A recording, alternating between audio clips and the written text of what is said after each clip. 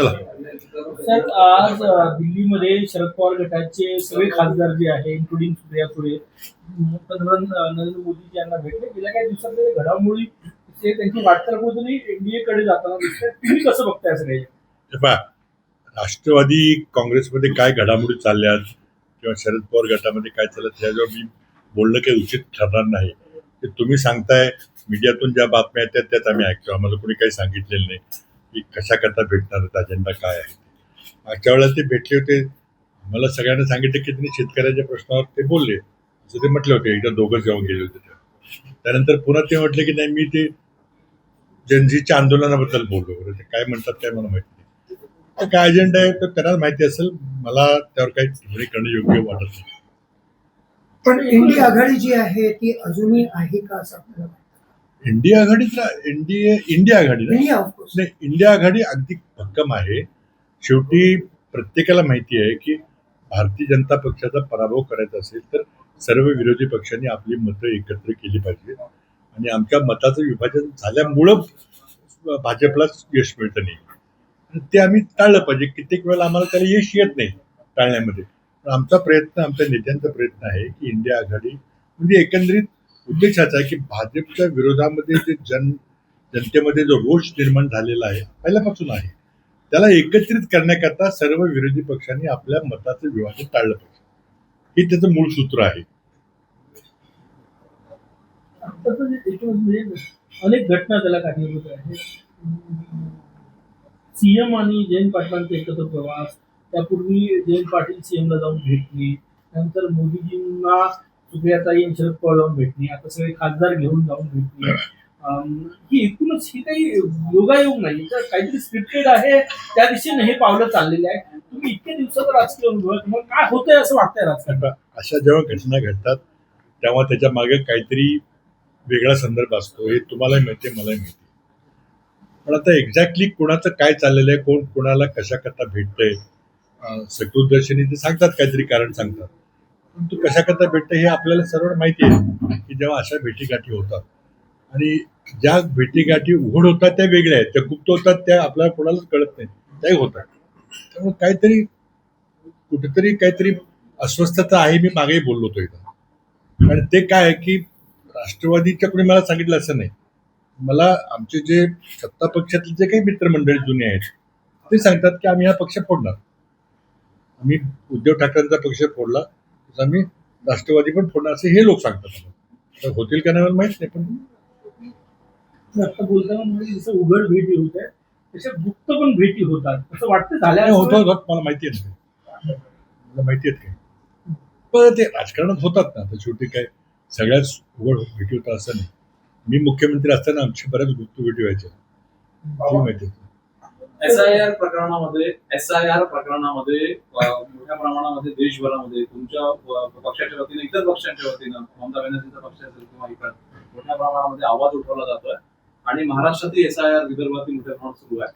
तर हे एसआयआर जे प्रकरण आहे त्या संदर्भात पुढं कसं तुमचं म्हणणं जे आहे ते पुढं कसं नेणार? कसं नेणार हे आमची सृष्टी ठरवतील की पुढं आंदोलन कसं न्यायचं. पण हा विषय फार गंभीर आहे आणि हा दोन प्रकारचा विषय. पहिला प्रकार असा आहे की काही राज्यामध्ये जे मायनॉरिटी वोटर्स आहेत, जे हमखासपणे बीजेपीला विरोध करतात, त्यांची नावं गाळायचा प्रयत्न झाला. जे बाहेरचे लोक आलेले आहेत आसाममध्ये किंवा त्यांच्याबद्दल शंका आहे की कुठल्या नागरिकत्व काय, अशा गोष्टी आहेत. आणि त्यातून मग एका दृष्टीनं भाजपच्या विरोधातलं मतदान कमी करायचा प्रयत्न हा होतोय. त्याबद्दल वोट चोरी आंदोलन राहुल गांधींनी केलं, आपण सर्वांनी पाहिलं. पण माझा अनुभव वेगळा आहे माझ्या मतदारसंघातला. त्याच्याबद्दल मी प्रेस घेऊन कराडला मी सांगितलं होतं सगळ्यांना, पण तुम्हाला थोडक्यात सांगतो. आणि ते घडलेलं आहे ते प्रफुल्लच्या मतदारसंघात घडलेलं आहे. त्यांनी कदाचित माझ्या एवढं काम केलं नाही असं दिसतंय मला. माझ्या मतदारसंघामध्ये 3,15,000 वोटर होते 2024च्या विधानसभेच्या आधी. मी तक्रारी केल्या की बरीच लोक डुप्लिकेट नाव आहेत, ट्रिप्लिकेट, आम्ही लेखी पत्र दिली, त्यावर काही केलं नाही सरकारने. आत्ता जेव्हा मी याचिका दाखल केल्या, मला पवारसाहेब आणि उद्धवजींनी सांगितलं की सगळ्या पराभूत उमेदवारांनी याचिका दाखल करायची. माझा त्याला विरोध होता, पण आदेश आल्यामुळे मी पण केली. माझी याचिका हायकोर्टात पेंडिंग आहे. काल ते एसआयआर झाल्यामुळे मी माझ्या मतदारसंघापुरतं मी जिल्हाधिकारी पत्र दिले. एक पत्र तुम्हाला व्हॉट्सअपवर मी टाकतो तुमच्या माहितीकरता. माझ्या मतदारसंघामध्ये एकट्या 21,000 लोकांची नावं 48,000 ठिकाणी नोंदली गेली. एकाची 17,000 लोकांची नावं 2 ठिकाणी आहेत माझ्या मतदारसंघात. काहींची 3, काहींची 4, काहींची 5. एका माणसाचं नाव 15 ठिकाणी आहे. स्वतःचं नाव, वडिलांचं नाव, आडनाव तिन्ही एकत्र मॅच होणार आहे.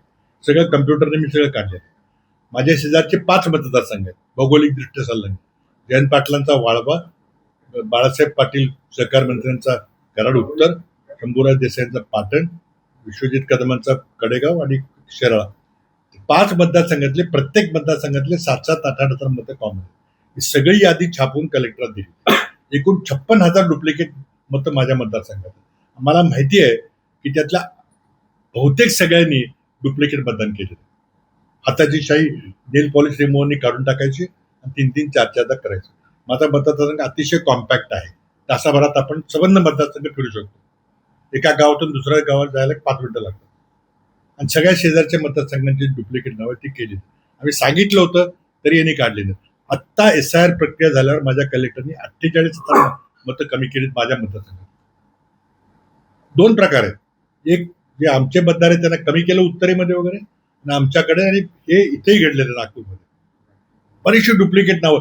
आपल्याला आठवत असेल की अमित शहाजी भारताचे गृहमंत्री इथं आले होते तुमच्याकडे. अनेक अंतर्गत बैठक झाली निवडणुकीच्या पूर्वी. त्याचा रिपोर्ट बाहेर सगळा आला. माझ्याकडे त्याची रिपोर्टची कॉपी आहे. काय म्हटलं अमित शहा भाजपच्या कार्यकर्त्यांना की 10% मतं वाढवा. 10% वाढत नाहीत. 5 वर्षात 3-4% फक्त मतं वाढतात. आणि हे आदेश गेले की कोणीही डुप्लिकेट मतदान करायला तर त्याचं मागचं पुढचं विचारू नका. कायदा आपला असा आहे की प्रत्येक नागरिकाला कुठेही मतदान करायचा अधिकार देशात. पण तुम्ही 2 ठिकाणी नाही करू शकत. मूळचं नाव असेल ते काढलं पाहिजे. तुम्ही काढलं का? ते निवडणूक अधिकारी जबाबदारी ते केलं का नाही केलं? आता डिडुप्लिकेशन आम्ही करू शकतो, तर निवडणूक आयोगाला करता येत नाही ते. म्हणून माझ्या मतदारसंघामध्ये 48,000 नावं कमी केली माझ्या सांगण्यात. पण माझ्या निवडणुकीमध्ये 56,000 मताचा फरक पडला ना. ह्या फार गंभीर बाब आहे.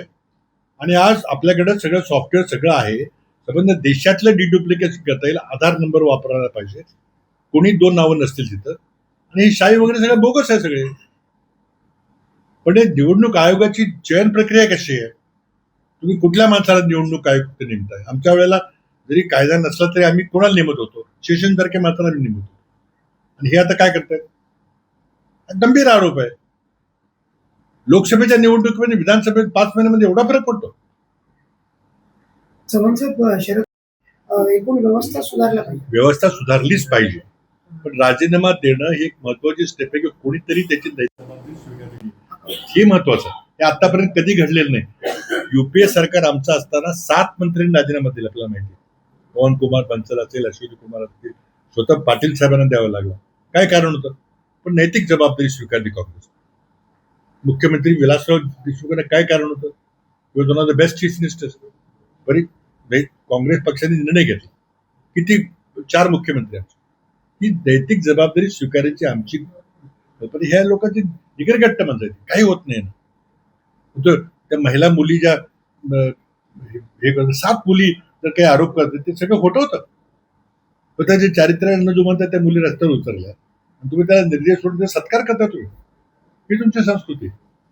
चव्हाण साहेब, जरांगे पाटलांनी आता राज्यावर दौरा काढलेला आहे. ते आतापर्यंत असं बोललं जात होतं की शिंदे साहेबांच्या मागे आता ते शिंदेवर, बावनकुळेंवर देखील टीका करतात.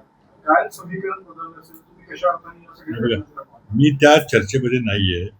आणि मी काही एकनाथ शिंदे मुख्यमंत्र्यांनी जरांगेंना काय आश्वासन दिलं मला माहिती. मी त्यांना एकटे जाऊन भेटलो होतो. जरांगेंना मी इथे जाऊन भेटलो होतो. सदिच्छा भेट, त्यांची तब्येत बरी नव्हती. पण तिथे काय डील झालं? त्यांनी एकदम आपलं आंदोलन थांबवलं. एकनाथ शिंदे मुख्यमंत्री असताना त्यांनी काय आश्वासन दिलं? पूर्ण केलंय का? त्यांचं आता बावनकुळे विरुद्ध इतरांचं ते वाद त्यांनी सुरू केलं. त्यांचा आरोप आहे की हे बावनकुळे OBC नेते आहेत म्हणून आमच्यावर अन्याय करतात वगैरे. ही सगळी गोष्ट आहे. त्यांच्या इंटरनल काय ऍडजस्टमेंट झालेली आहेत, इंटरनल काय आश्वासन दिले काय मला माहिती नाही. पण मला वाटतं ही चर्चा सगळी जाहीरपणे उघड झाली पाहिजे. सरकारने पण काय आश्वासन दिलं पाहिजे सांगितलं पाहिजे. आणि जरांगेने पण सगळ्या समाजाला सांगितलं पाहिजे की आपलं असं ठरलंय. पण हे असं नाही चालणार की एखाद्या व्यक्तीवर आरोप करायचा की त्यांनी काहीतरी केलं काय Thank you. ठरलं सांगा मला. पण गडचिरोलीमध्ये एक मुलीचा सर्पदंशामुळे मृत्यू झाला असं माहिती आहे की त्या मुलींना त्या आश्रमशाळेमध्ये बेडची व्यवस्था नव्हती, त्यामुळे या सगळ्या घटना घडल्या. काय मला ही घटनेची डिटेल माहिती नाही, मला घ्यावी लागेल. परंतु एकंदरीत ही सगळी व्यवस्था इतकी बिघडली. हे सरकार जे आहे ना, हे फक्त रोड आणि ब्रिज कॉन्ट्रॅक्ट घेऊन त्यातले 40% कमिशन खाते. ते शिक्षणावर खर्च करत नाही, आरोग्यावर खर्च करत नाही. आज महाराष्ट्रामध्ये फक्त 22% टीचर्स हे टीईटी क्वालिफाईड आहेत.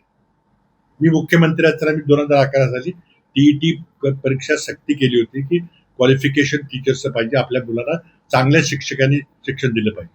आज महाराष्ट्रामध्ये इतक्या वर्षानंतर फक्त 22% लोक टीईटी क्वालिफाईड आहेत. सरकारचं शिक्षणाकडे लक्ष नाही, आरोग्याकडे लक्ष नाही, स्किल डेव्हलपकडे पक्ष नाही. लाडकी बहिणीचे पैसे देऊन तुम्ही निवडणुका जिंकताय आणि त्यामुळे अशा गडचिरोलीच्या घटना तुम्ही जी सांगितली मला माहिती नाही त्याची, अशा घटना घडणार.